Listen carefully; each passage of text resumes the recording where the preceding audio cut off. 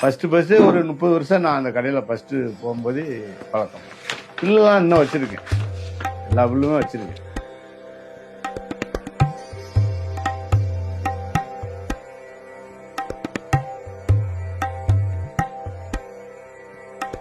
நாங்கள் ஒரு கடையில் சின்ன கடையில் நாங்கள் எடுத்தோம் பல வருஷமாக. அங்கெல்லாம் பில் தர மாட்டாங்க, சும்மா சின்ன பில்லு தான் கொடுப்பாங்க. இவங்க வந்து கம்ப்யூட்டர் பில் கொடுக்குறாங்க, அவங்க அந்த மாதிரி கொடுப்பாங்க. நம்பிக்கை தான் சாமி, அது நம்பிக்கை தானே அந்த பில்லு. அப்போ வந்து எல்லாருமே வெள்ளச்சீட்டில் தான் வந்து நகை வாங்குறது விற்கிறது எல்லாமே இருக்கும். அப்போ இதே மாதிரி சேல் டேக்ஸ் பிரச்சனை இருந்ததுனால யார் பில்லு வேண்டாம்னு சொல்லி சொல்லுவாங்க. டேக்ஸ் நம்மளே கட்டுறத கட்டிட்டு எல்லாத்துக்கும் வர்றவனுக்கு எல்லாம் பில்லை கொடு அப்படின்னு சொல்லி 95ல் எல்லாத்துக்கும் வாங்கினவங்களுக்கு எல்லாத்துக்கும் பில்லு.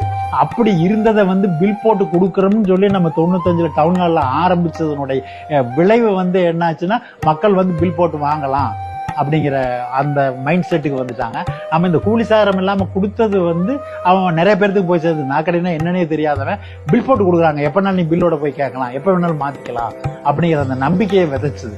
அதனுடைய விளைவு தான் வந்து குமரன் தங்க மாளிகை வந்து ஒப்பனக்கார ஸ்ட்ரீட்டில் ஆரம்பித்தது. ஈரோடு, சென்னை, இந்த 5 கடையும் வந்து நம்ம ஸ்ரீகுமரன் தங்க மாளிகையினுடைய turning point or milestone சொல்லி சொல்லலாம்.